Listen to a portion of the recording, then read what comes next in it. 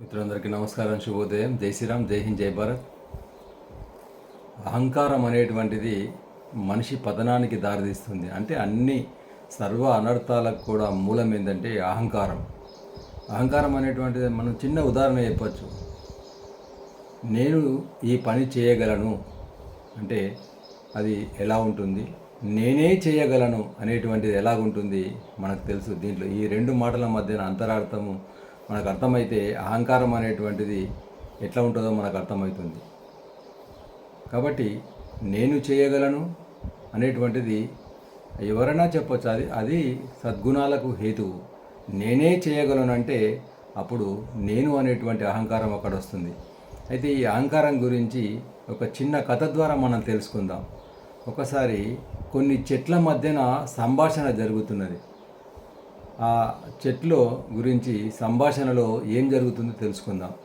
అయితే ముందుగా మామిడి చెట్టు ఏమంటుందంటే తన తోటి చెట్లతోటి, నేనే అందరికన్నా ముఖ్యమైనటువంటి చెట్టును, అన్ని మంగళ కార్యాలలో శుభకార్యాలలో నాదే ప్రథమ స్థానము.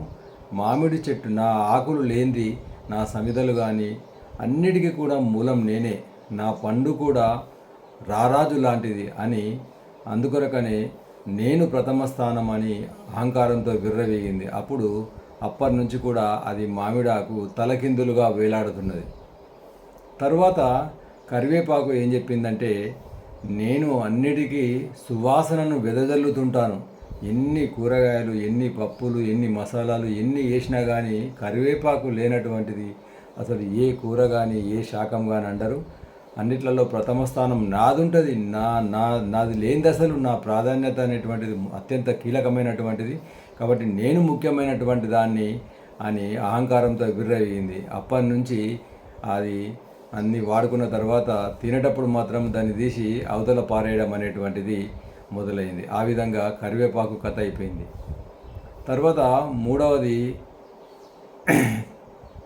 మరి తమలపాకు. ఆ తమలపాకు ఏమైందంటే అరిటాకు ఏమన్నదంటే, అసలు నేను చాలా ముఖ్యమైనటువంటి దాన్ని, మీరు అసలు భోజనం చేయాలంటే నేను లేనిది ఎవ్వరు కూడా భోజనమే చేయరు. నాదంతా పవిత్రమైనటువంటిది. నాలో తిన్నట్టయితే ఎంతో ఆరోగ్యం ఉంటుంది, పచ్చగా ఎంతో ఆరోగ్యకరమైనటువంటి దాన్ని. అసలు అరిటాకు లేనటువంటి భోజనమే లేదు. కాబట్టి నేను కీలకమైనటువంటి దాన్ని అని చెప్పింది. అప్పటి నుంచి అరిటాకులు మొత్తం భోజనం చేసిన తర్వాత దాన్ని తీసుకుపోయి చెత్తకుప్పలో పాడేయడం జరిగింది. ఆ చెత్తకుప్పలో కంపులో చెత్తలో బతకడం ప్రారంభించింది.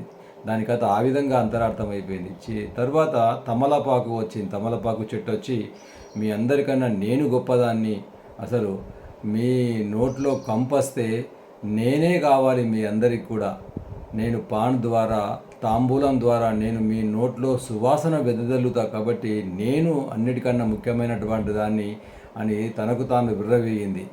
అప్పటి నుంచి ఆ తమలపాకును మొత్తం నమిలిన తర్వాత అని బయట ఉమ్మివేయడం అనేటువంటిది ప్రారంభమైంది. ఈ విధంగా ఈ 4 చెట్లు కూడా వాళ్ళు విర్రవీగి వాళ్ళ కథ ఆ విధంగా అంతర్ధానం అయిపోయింది. చివరికి మిగిలినటువంటి చెట్టు తులసి చెట్టు.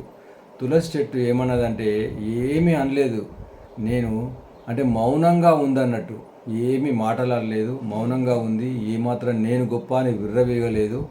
సరే మంచిది, మీ ప్రాధాన్యతను మీరు చెప్పారు, నేను మౌనంగా ఉంటాను అని తల వంచుకొని ఉంది. అప్పటి నుంచి అది మరి ప్రతి ఇంట కూడా ఇంటి ముత్తైదువలాగా పూజలు అందుకుంటూ ఉందన్నట్టు.